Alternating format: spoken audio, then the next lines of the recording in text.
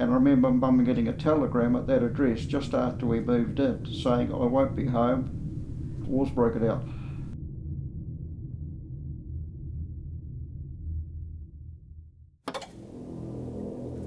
World War II, recognised as one of the deadliest and most horrific wars known to mankind, involved over 50 nations including our very own country New Zealand, which lasted for 6 slow and torturous years, resulting in many deaths and catastrophic events that left an unforgettable dent in the world we live in today. To me though, World War II has a much deeper and personal connection to my family and I, as we had a few relatives serve in this violent war. But there was one relative in particular that stood out to me the most, and that was my great-grandfather, Ernest John Eastman Mosher. As far as I know, he was a Navy soldier who served on a variety of naval ships during World War II. Fortunately, he was lucky enough to come back with not only himself in one piece, but with a collection of things you probably wouldn't expect. What looked like a dusty old book held more than just old stories inside, but real photos from World War II. It was like opening a treasure chest that was filled with nothing but priceless valuables and endless stories. From images of giant explosions on the sea, film negatives, robust naval ships, the places he visited, and even meeting King Neptune. I was utterly blown away by the extraordinary detail captured in each photograph and felt as if these photos couldn't be real. As I was looking through this album, I felt as if I was given an opportunity and the responsibility to find out more about my great-grandfather's photography, as I was only a couple weeks old when he passed away, especially now that I have found out we both share a similar interest in the art of photography. This project feels a lot more personal, and I feel like a documentary is a perfect way to honour his stories and his life, so he is never forgotten. Setting out to visit various locations that survived World War II in my hometown of East Auckland, to get a better understanding of the history that remains attached to this town from this great war. Starting with the radio station at Music Point. Hidden on the end of the Bucklands Beach Peninsula, but this radio station is filled with rich history dating back to the 1930s, when radio services began shortly into August of 1938 and the memorial station opening up in January of 1942. I've been coming to this place off and on for my own photo shoots for almost 3 years now, but never really understood the significance or the meaning behind this old building until now. According to the plaque placed on the front of Music Point, it spans more than 50 years of New Zealand's early radio communications and was associated with the aviation pioneer Edwin C. Music. It had special importance during World War II for Allied forces in the Pacific Campaign and provided communications with the Coast Watches Unit. For 40 years, most of Auckland's aviation and radio communications were routed through this site. Unfortunately, Music Point has been boarded up from the public for quite some time now, so I could only look from the outside in, but there's been some speculation that it's set to open soon again. My fascination for old historical gems like these only grew larger, so I set off to my next destination, which was an old gun emplacement hidden along the cliffside of Mellons Bay. I wasn't entirely sure what it was at first, but after further research, I found out these were called gun emplacements. Hidden in various places around Auckland beaches, these were used in the unlikely case of an invasion or attack on the beaches and were set up during 1942 after reports of a Japanese submarine being spotted off the coast of Howick and Maraetai. It definitely made Auckland feel quite vulnerable, and which forced the New Zealand Army to take immediate action. Upon entering the now 80-year-old structure, I could see the windows had been filled with concrete and had the space to fit 3 to 4 soldiers. Although the structure looked pretty robust, I wouldn't want to be the one inside firing in one of these things. A naval ship would penetrate these structures like no tomorrow. Next, I visited one of East Auckland's most prominent and recognised war memorials, Stockade Hill. Initially built in June of 1863, at the centre of this hill is a war memorial, honouring the lives lost in both World War I and World War II. I felt that Stockade Hill was an important site to visit, as it is a war memorial I pass almost every day on my way to university, and really took the time to look at the names of those written on the memorial. A local asked me what I was shooting, and I explained to him that it was a documentary. in which we talk for a moment about the horrors of war and how young men were set off to fight for their country at just ages as young as 16. The conversation ended with a nice meeting you and him saying, "Love what you're doing, man. Truly inspiring stuff." This conversation helped me realize how important this documentary is to me. As people of the 21st century, we are incredibly lucky to possess these freedoms we have today, and it's no thanks to the brave men and women who fought to protect those rights many years ago. My great-grandfather being one of the many brave soldiers who deserves to be recognized and have his stories told. Last on my list was Achilles Point, one of the most important locations of all. Achilles Point was another driving factor to the making of this documentary, as I was told by my father many times throughout my childhood that my great-grandfather served on the ship during World War II. It was extraordinary that a relative of mine had served on a ship filled with so much history.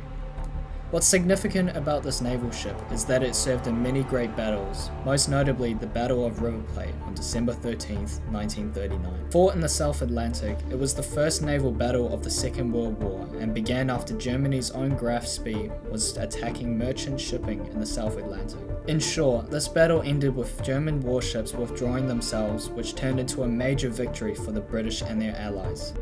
After visiting all these places, I felt as if I had done my part in learning about different parts of World War II and how it affected my hometown of East Auckland.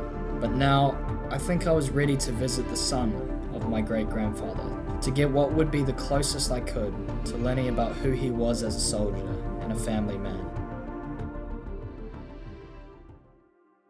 Who was Ernest John Eastman Mosham? Well, he was my father. He had a pretty rough life. His father was killed in the First World War, so he only had his mother and his brother, and they both went to Dilworth College because it was a college for children that weren't very well off, put it that way. Yeah. He ended up as a chief petty officer, 1928. He would have been the officer over a crew of men running the ship. He was in charge of the engine room of the ship, so whatever staff were down there, stoking boilers or whatever they did down in the engine room of that particular ship, he would have been in charge of organising it and that sort of thing. The soldiers at his funeral said that was a very hard rank to attain in the Navy. It was a good job for people at that time. The economy wasn't the best around those years, and he never complained. I mean, you're in the military, so it's military conditions. You obey orders, you do what you're told. But I think, in some conditions, the sailors were perhaps better off than maybe the army were. You do as you're told. So you're either happy doing that, or you're unhappy. But you've joined up into a military service. You don't have a choice. But he was happy. I mean, he used to play his music on the ships, and he got to see the world. Put it that way. And some of it was enjoyable, and some of it wasn't. He remembered a story that has stuck with me ever since. And warning, the contents within this story are disturbing.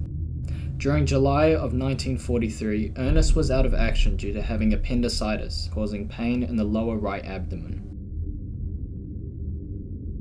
While he was receiving medical treatment in Bombay, the Leander continued without him and joined Task Force 18. While patrolling off the island of Kolumbangura on the night of July 13th, a Japanese force was encountered.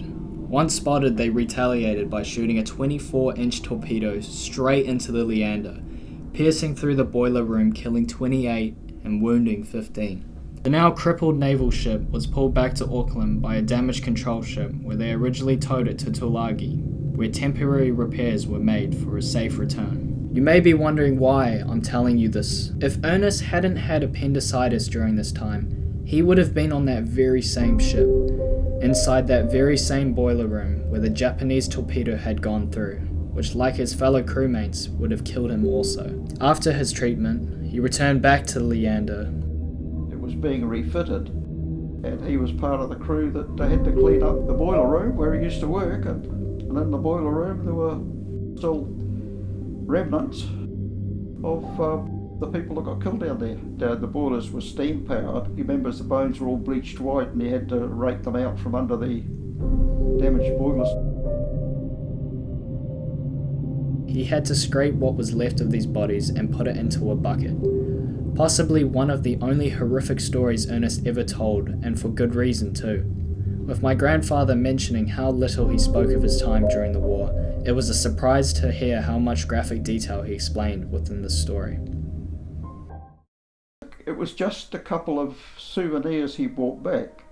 Now, obviously he'd been in India, he probably bought it at a trading place, and it was just a snake in a bottle, so it was only a small one, so he would probably brought that back for us to have a look at. But he had a rather large piece of shrapnel that had come from an exploded bomb from an Italian bomber. We began looking through Ernest's old belongings that my grandfather had in his possession.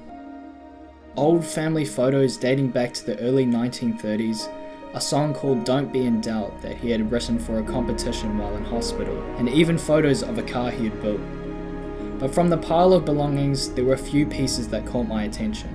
Starting with what I found to be one of the most valuable things my grandfather could have held on to, and it was Ernest's certificate of service dating back to 1928, making this document just over 95 years old.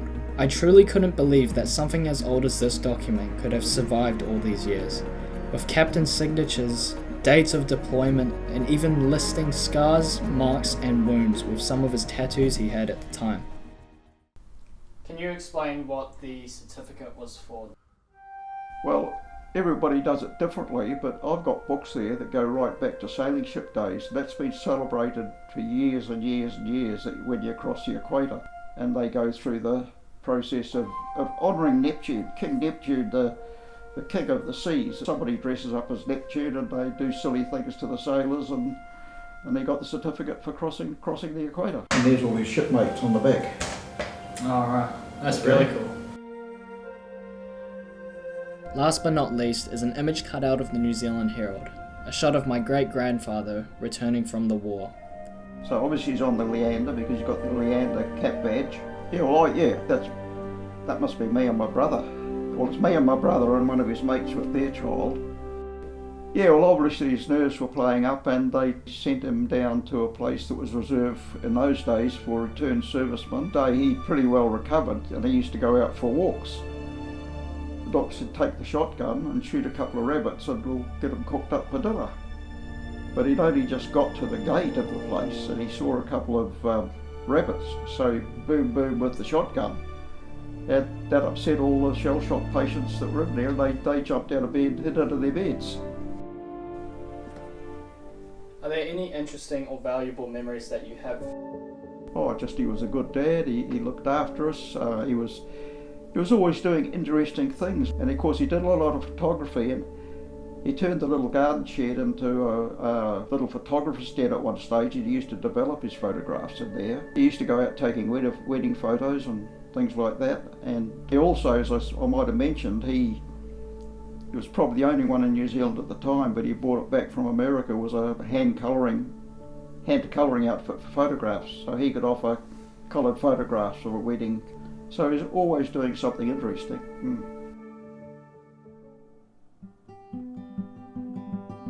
If I'm being honest, I could spend hours upon hours investigating every detail of who's in the photo and where he is at the time. But what I believe was most important was bringing back the old stories that could have been lost. As cliche as it may sound, I'm left feeling accomplished, and I feel beyond grateful that I took this opportunity to research, rediscover, and reignite my great-grandfather's stories and past life by taking one small photo album and taking a chance to run with it. Although his book and belongings may sit safely inside a shelf or a locked room collecting dust, his stories and the remaining parts of his life won't. They will live on and be seen by many others, and I'm confident that through this documentary my own and future family can watch on and carry his stories for generations to come. And to me, that's what he deserves.